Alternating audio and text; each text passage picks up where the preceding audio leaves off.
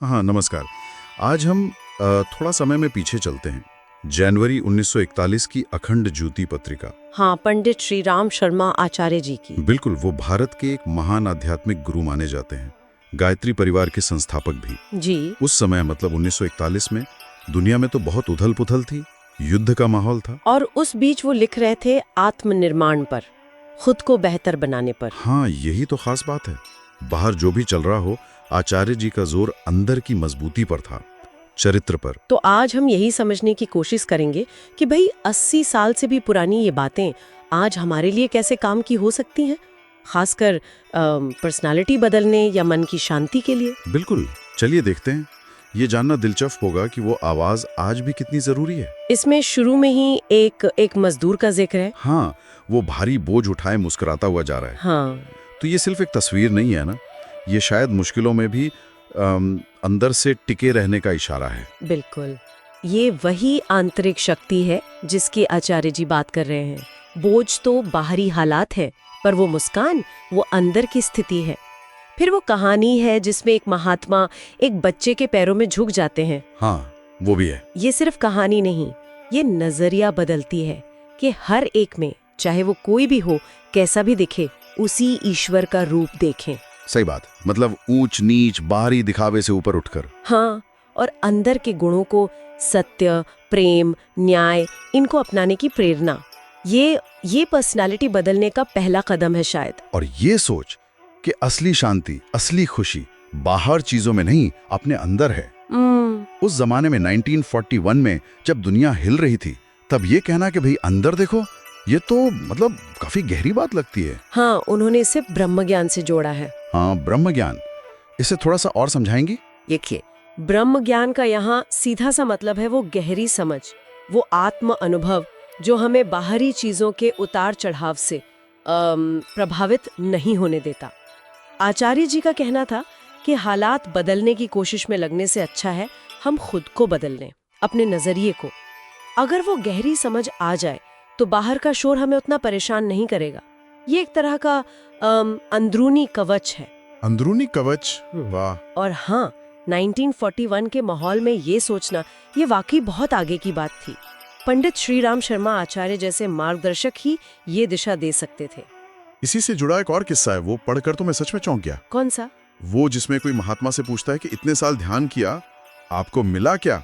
अच्छा, हाँ। और महात्मा का जवाब, बोले ये मत पूछो क्या मिला, ये पूछो कि छूटा क्या। हाँ, मेरा गुस्सा, मेरा डर, असुरक्षा, मौत का डर तक। कमाल है ना। हाँ, हम हमेशा सोचते हैं क्या पाना है, यहाँ बात हो रही है क्या गंवाना है। फायदे के लिए। बिल्कुल सही। यही तो आत्मनिर्माण है, खुद को तराशना। हम सोचते हैं कुछ अच्छा मिलेगा तो जीवन सुधरेगा, पर आचार्य जी इशारा कर रहे हैं कि कई बार कुछ बुरा छोड़ने से, हाँ, अपनी कमियों को, अपनी नेगेटिविटी को हटाने से ही असली बदलाव आता है। जब वो बोझ हटता है तभी तो जगह बनती है बेहतर बनने की। सही। इसी तरह वो राजा और ज्ञानी वाली कहानी भी है। हाँ, सच्ची दौलत क्या है? वो बाहरी सोना चांदी नहीं, बल्कि मन का चैन, संतोष। ये सारी कहानियां, सारी बातें आखिर में एक ही तरफ इशारा करती हैं, व्यक्ति का चरित्र, उसका व्यक्तित्व बदलना कितना जरूरी है। बिल्कुल। और लगता है कि पंडित श्री राम शर्मा आचार्य जी का पूरा जीवन, उनका इतना सारा साहित्य, हाँ, बहुत लिखा है उन्होंने। वो सब इसी आत्म सुधार, इसी व्यक्तित्व को बदलने पर ही टिका है। और अच्छी बात यह है कि ये सब अब अंग्रेजी और दूसरी भाषाओं में भी मिलता है। हाँ, ये जानना जरूरी है, उनका काम अब दुनिया भर में उपलब्ध है। उन्होंने सर्वधर्म संभाव की भी बात की है, मतलब सभी रास्तों का सम्मान। निश्चित रूप से। और ये ज्ञान, ये सोच आज के समय में शायद पहले से भी ज्यादा जरूरी हो गई है। क्यों? ऐसा क्यों लगता है आपको? क्योंकि आज हम बाहरी दुनिया में इतने उलझ गए हैं, कंपटीशन, स्ट्रेस, भाग दौड़, हाँ, ये तो है कि हम अंदर देखना भूल ही जाते हैं। शांति, सुकून, हमारे मूल्य, ये सब कहीं पीछे छूट रहे हैं।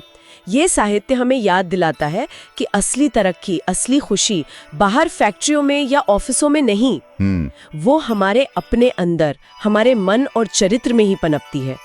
बाहरी सफलता तो आती जाती रहती है, पर अंदर का बदलाव टिकाऊ होता है। वाह, तो मतलब इन अंशों का सार ये हुआ कि बाहर चाहे जो भी हो रहा हो, असली जंग और जीत हमारे अंदर ही है। बिल्कुल। खुद को देखना, अपनी कमियों को मानना, अच्छे गुणों को बढ़ाना, यही है असली रास्ता स्थायी खुशी का। और ये बातें 1941 में जितनी सच थी उतनी ही आज भी हैं।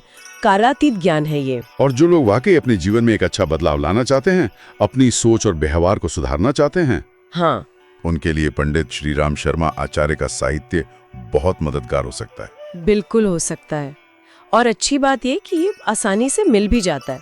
उनकी वेबसाइट पर और भी ऑनलाइन जगहों पर कोई भी पढ़ सकता है, समझ सकता है। हाँ, थोड़ा रुक कर।